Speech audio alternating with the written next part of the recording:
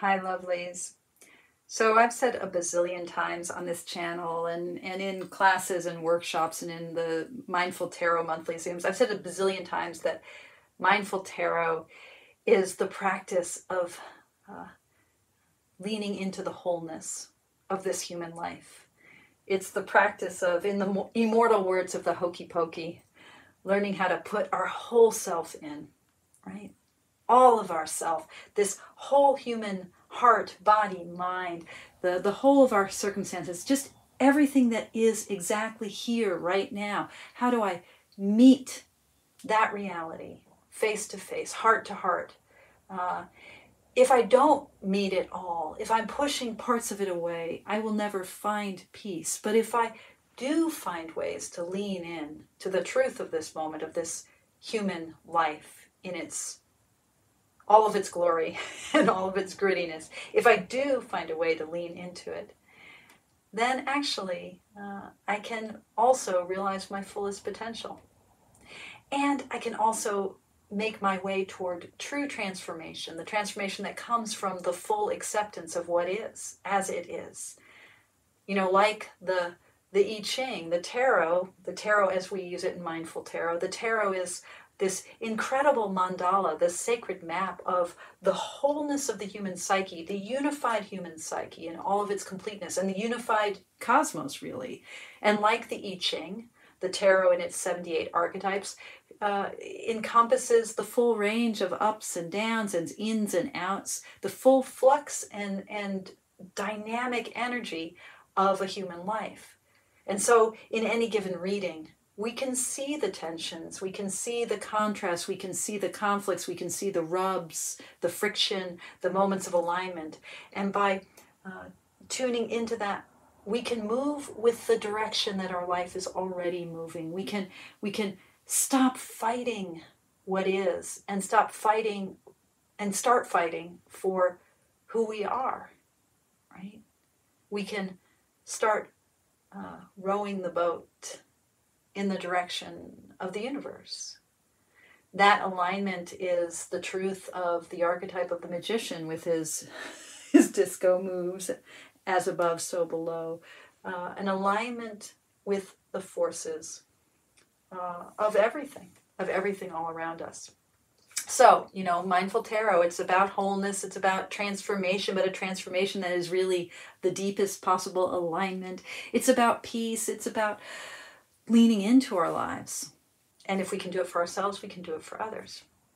Now, if you like this whole proposition and you haven't joined the community yet, I invite you to come join us. It's easy, it's free. There's a bunch of, come join us. Just hang out with us on Facebook or in our monthly Zooms. And, you know, there's my Mindful Tarot certificate program for those who really want to dig in and get some real mentorship, some real guidance, real personal one-on-one time and some structured teaching.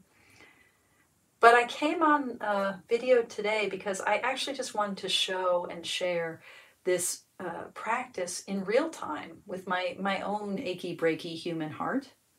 I want to share what this looks like here and now. So all day long, I've been really sad today. For no really specific reason. I mean, they're like circumstances and there's things and I'm tired and I have a migraine and, you know, I'm sort of physically achy and out of sorts and hence cranky, I'm under rested, all the usual stuff. And, you know, there's this world that we live in that's completely fucked up. All of that stuff, it also obtains. But, you know, there's also just this truth that one of Esther's many flavors, a very strong flavor in Esther, is this melancholy. The black bile rises high in Esther. And, you know, how do I live with this melancholy? I don't like it. I'm not going to learn from it. It's not teaching me a lesson in some like concrete sense that I could extract the wisdom from the mood, you know, like extracting oil from like, you know, fossil fuel from the earth. There's no extraction. In a mindful tarot approach, we're not trying to extract meaning from something. We're not trying to find the answer, find the lesson. I'm actually just trying to lean in. I'm trying to be with. I'm trying to align with this truth of my achy, breaky heart rather than push against it, rather than fight it all the time. I want to lean into it and soften. And my complete faith and, over and over again experience in my own life and in the life of those that I work with or teach or my clients is that when I do soften into the truth of the moment shimmers, becomes kind of porous and open and ventilated, and things aren't quite what they were before. What might have felt like this impenetrable wall of stuff that I don't like kind of shimmers, thins out. I can breathe again. So I wanted to show how this works for me. I need my cards right now, and so I'm going to pull them. And I need the cards to help me be with my sadness. I was going to say to help me understand my sadness, but not understand in the sense of drawing a moral from, but understand in the sense when we feel like, oh, I understand you.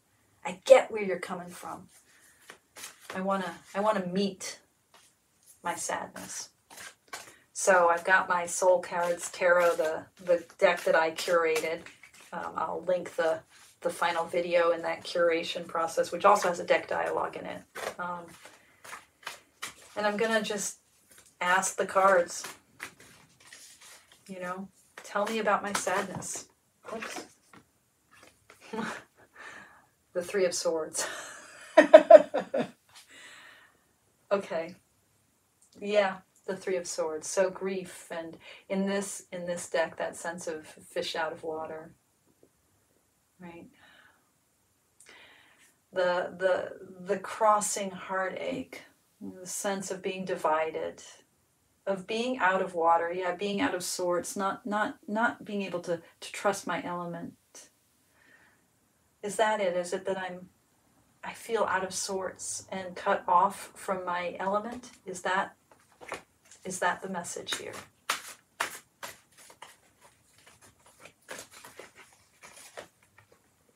The Fool. So open up to it? I mean, is this just... the cards aren't answering me directly, right? So I've gone from the ache of the Three of Swords and feeling like a fish out of water, being crossed and my element, being out of my element. And I said, is that what this is? And it's, you're on the edge, you're on the precipice, things are open, you don't have solid ground beneath you, or you don't know what that ground is. Is that it? Is it that I'm in this period of openness? Is that what this ache is? Is that what you're saying to me? Oh, the Ten of Cups.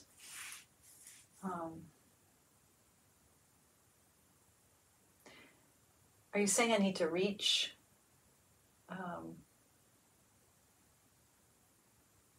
Let me just double check that this is the Ten of Cups.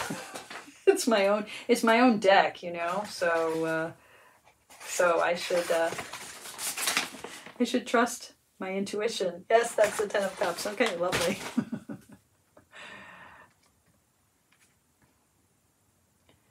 So that sense of finding my way home, but it's this child who's reaching up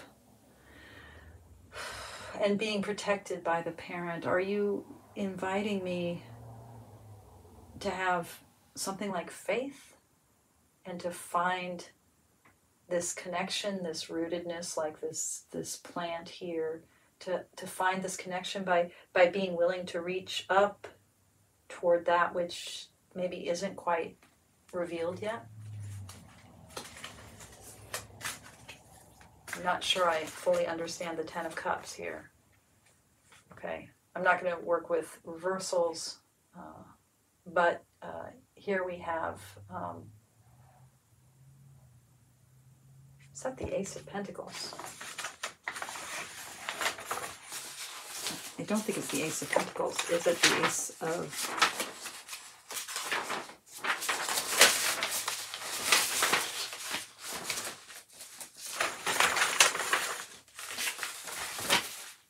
Yeah, it is the Ace of Pentacles.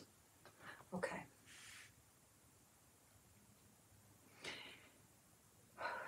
So trusting in the abundance. The thing about this Ace of Pentacles is this open-bellied,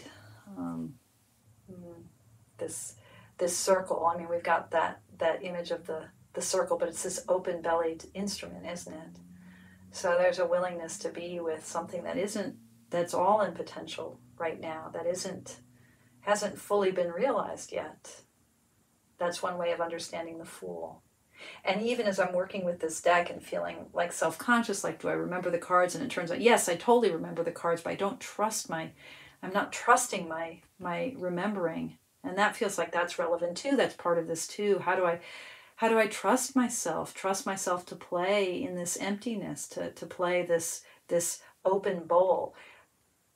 Are you inviting me to trust? To trust as an antidote for sadness. Oh, and this is the Hanged Man. And I love this depiction of the Hanged Man, right? This, because it's doubled, right?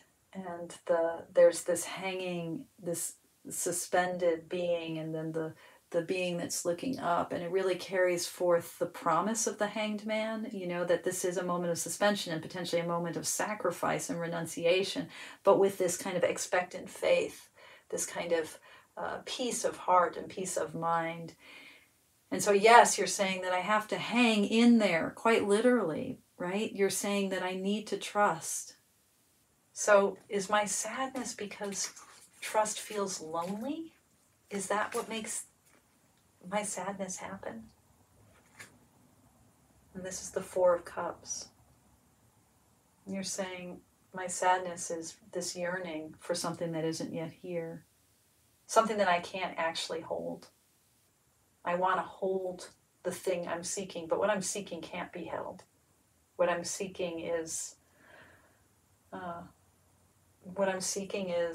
divine, is the sacred. It's not something that can be held. It's something that is in our life as it is. So you're saying that my sadness is this grasping for something that can't be held, and that maybe I need to be more like the Hanged Man, or more like the child in the Ten of Cups. There's a plenitude that I'm not feeling, and can you help me make the bridge between this grasping and the fullness that I'm seeking? How do I get from Four of Cups to Ten of Cups? What's the pathway? What's the way forward from the Four of Cups to the Ten of Cups? Death. Okay. I have to let something die. I have to let, that's the sadness. I have to let go.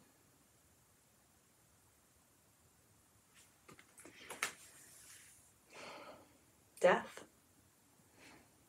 So this method,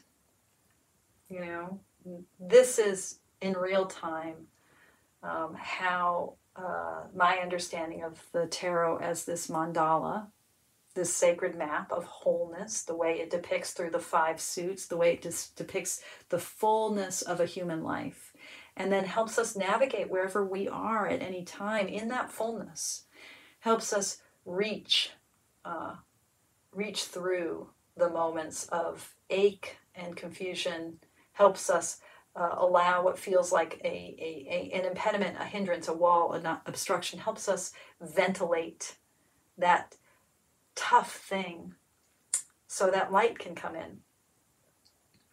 Couldn't do mindful tarot if I didn't have a practice that helped me settle in with my own discomfort. Couldn't do mindful tarot if I didn't have an understanding of the cards, just what the 78 archetypes are. If I didn't have some comfort with reading the cards, didn't have some clarity around card meanings, and card interactions, couldn't do mindful tarot. But the mindfulness practice that allows me to be with my own discomfort, and the tarot study that allows me to use the tarot for that tool. These are things that can be taught. And I can teach these things to you. And it is my very, very great love to be able to bring this practice out into the world and to share it with you. So I hope if this appeals, I hope you will reach out and join the community.